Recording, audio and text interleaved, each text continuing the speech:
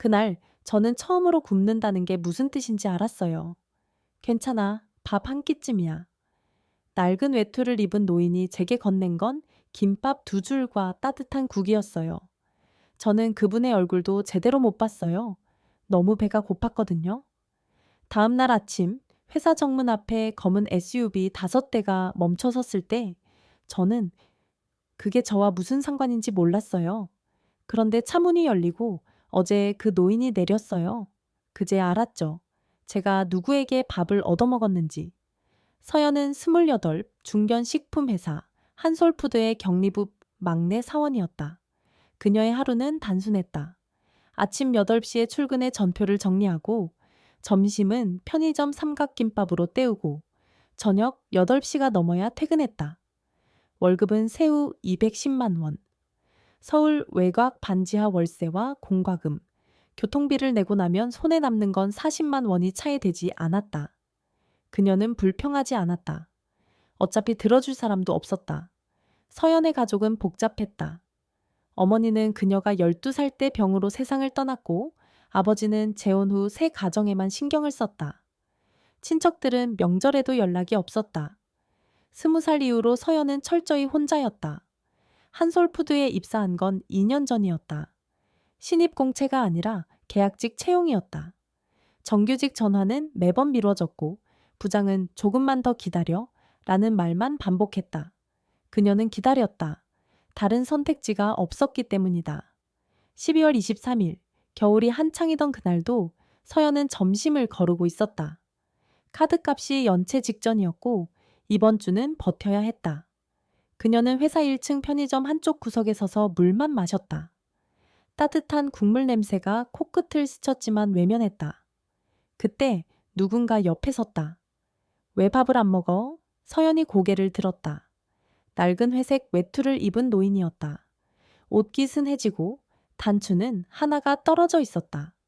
손에는 편의점 비닐봉지가 들려 있었다. 서연은 대답하지 않았다.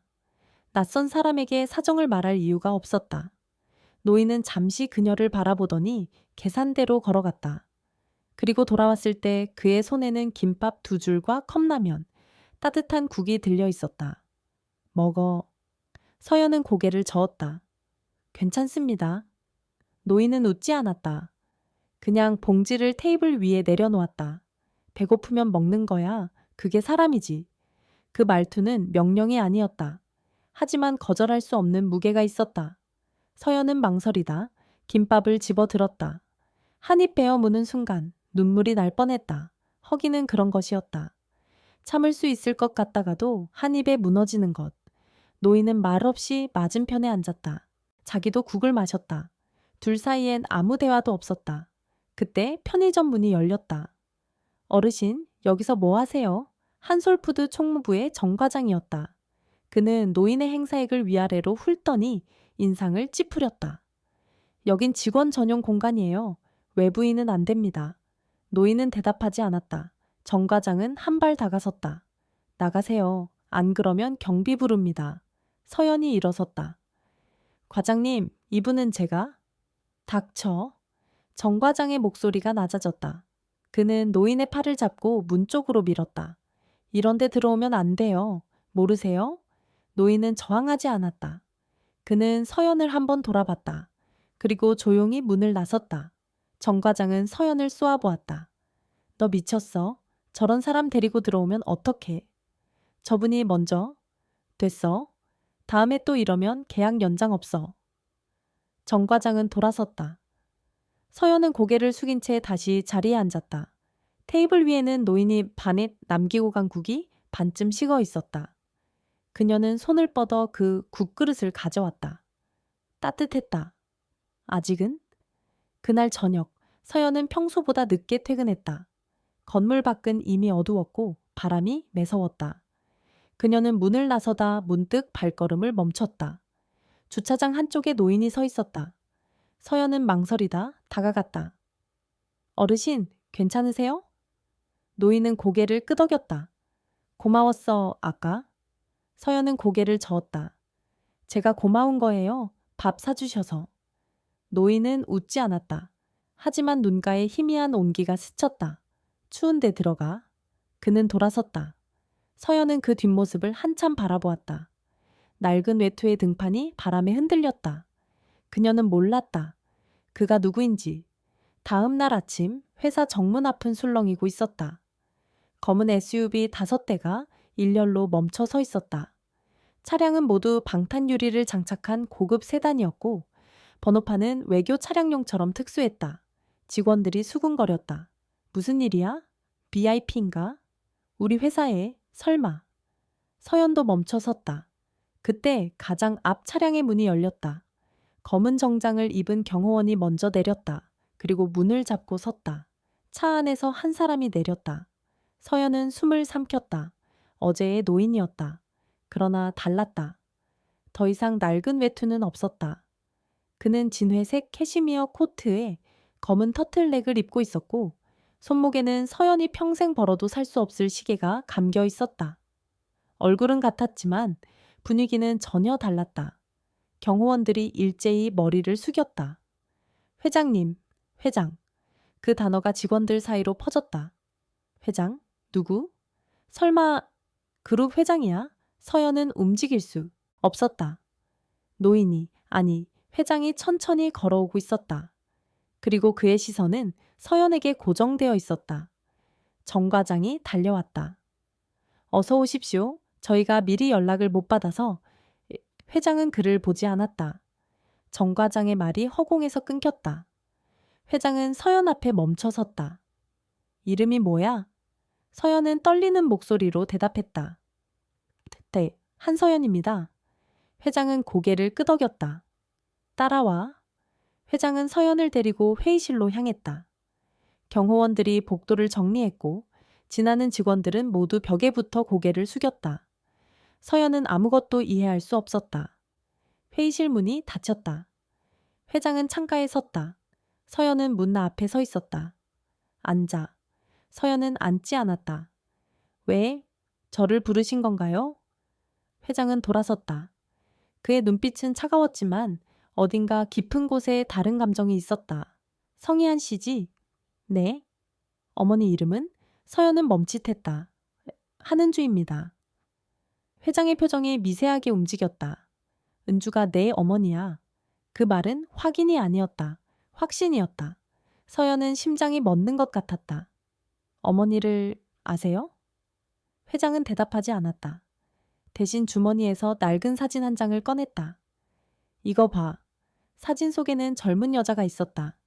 하얀 블라우스에 검은 치마, 웃는 얼굴. 서연의 손이 떨렸다. 그녀는 그 얼굴을 알았다. 어머니예요. 회장이 말했다. 은주는 내 여동생이야. 세상이 멈췄다. 서연은 한참 동안 아무 말도 하지 못했다. 회장은 창밖을 바라보며 말을 이었다. 은주가 23세 집을 나갔어. 아버지와 싸우고. 그 뒤로 연락이 끊겼지. 내가 찾으려 했을 땐 이미 결혼을 했고 병원에 있었어. 서연은 입술을 깨물었다. 어머니는 가족 얘기를 한 번도 한 적이 없었다. 친척도, 고향도, 아무것도. 어머니가 돌아가시기 전에도 연락 안 하셨어요? 회장은 잠시 침묵했다. 했어. 하지만 은주가 거절했지. 마지막까지. 서연은 눈을 감았다. 가슴 어딘가가 찢어지는 것 같았다. 왜요? 자존심이었을 거야. 은주는 그런 애였어. 회장은 돌아섰다. 그의 눈이 서연을 정면으로 바라봤다. 그래서 너를 찾았어. 늦었지만. 서연은 고개를 저었다. 전 그냥 평범한 직원이에요. 아무것도? 평범하지 않아. 회장의 목소리가 낮아졌다. 넌 내 조카야. 그 오후 회사는 발칵 뒤집혔다. 소문은 빠르게 퍼졌다. 경리부 막내 한서연이 그룹 회장의 조카라는 것. 어제 정 과장이 내쫓은 노인이 바로 그 회장이었다는 것. 정 과장은 얼굴이 하얗게 질렸다. 그는 회의실 앞을 서성였지만 들어갈 용기가 없었다. 문이 열리자 그는 곧바로 허리를 굽혔다. 회장님, 저 어제 정말 몰라 뵙고. 회장은 그를 보지 않았다. 그냥 지나갔다. 정 과장의 이마에 식은땀이 흘렀다. 다음 날 인사 발령이 났다.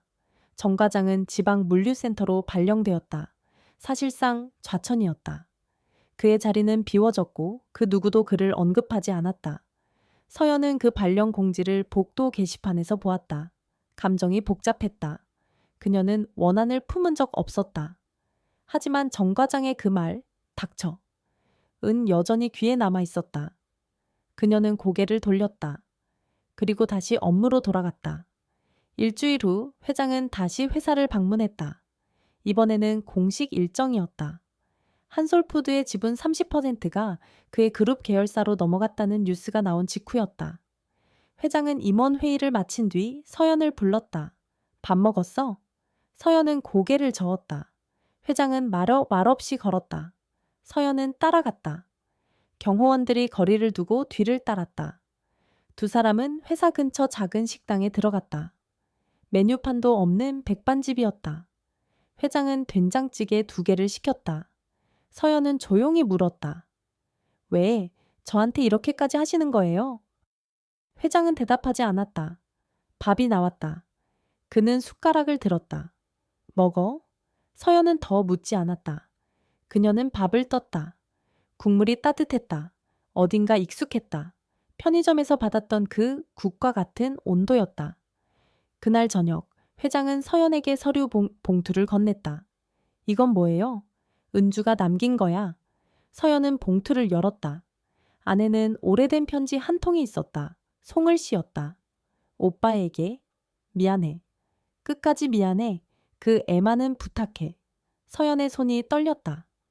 어머니가 이걸 남기셨어요? 회장은 고개를 끄덕였다.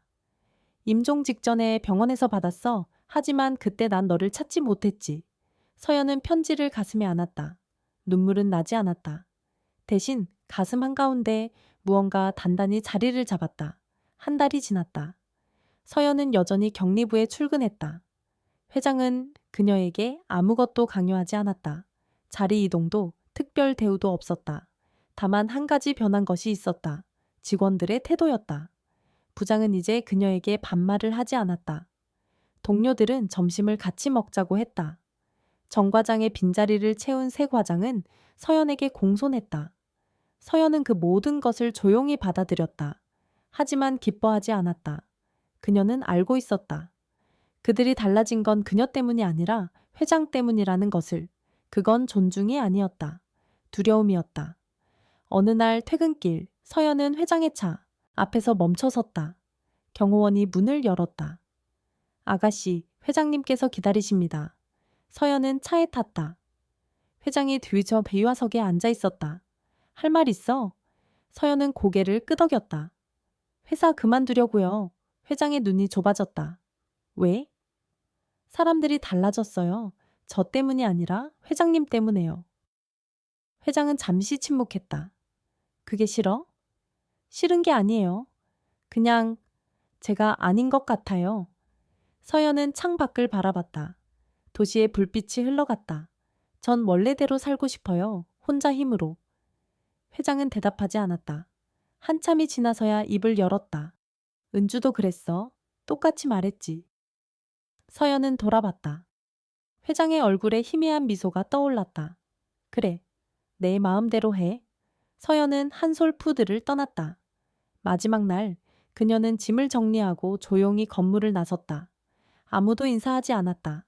그녀도 인사하지 않았다. 회장은 그녀에게 아무것도 주지 않았다. 돈도, 집도, 자리도. 다만 한 가지만 물었다. 뭘 하고 싶어? 서연은 대답했다. 작은 가게요. 어머니가 좋아하셨던 거. 회장은 고개를 끄덕였다. 그리고 손을 내밀었다. 처음으로 악수였다. 3개월 후 서연은 을지로 골목의 작은 분식집을 열었다. 간판은 은주네였다. 메뉴는 단출했다. 김밥, 떡볶이, 순대, 어묵. 어머니가 자주 해주던 것들이었다. 첫 손님은 동네 아주머니였다. 그 다음은 회사원, 학생, 택배기사. 점심시간엔 줄이 섰다.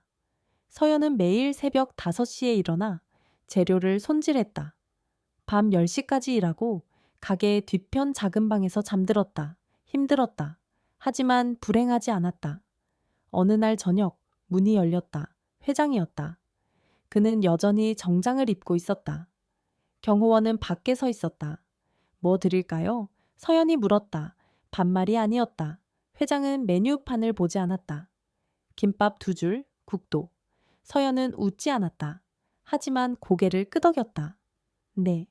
그녀는 김밥을 쌌다. 밥을 고르게 펴고 단무지와 시금치, 당근을 넣었다. 어머니가 가르쳐준 방식 그대로였다. 회장은 김밥을 한 입 베어 물었다. 그리고 잠시 멈췄다. 은주 맛이네. 서연은 대답하지 않았다. 다만 국을 건네며 말했다. 따뜻할 때 드세요. 그날 밤 서연은 가게 문을 닫고 의자에 앉았다. 테이블 위에는 어머니의 편지가 놓여 있었다. 오래되어 가장자리가 다른 그 송을씨. 서연은 편지를 접어 서랍에 넣었다. 그리고 창밖을 바라봤다. 거리엔 겨울바람이 불고 있었다. 작년 이맘때 그녀는 편의점에서 굶고 있었다.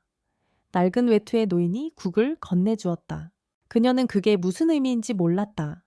이제는 안다. 밥 한 끼가 사람을 살린다는 것. 그리고 그 밥을 건네는 사람이 누구인지는 중요하지 않다는 것. 서연은 일어섰다. 내일도 새벽 5시에 일어나야 했다. 가게 불을 끄기 전 그녀는 마지막으로 간판을 올려다보았다. 은준의. 그 이름이 밤거리에 조용히 빛나고 있었다. 문이 닫혔다. 거리엔 바람만 불었다. 어느 날 단골 손님이 물었다. 사장님, 혹시 저 사진 속 분이 어머니세요? 서연은 벽에 걸린 액자를 보았다. 어머니의 젊은 시절 사진이었다. 네. 예쁘시네요. 많이 닮으셨어요. 서연은 대답하지 않았다.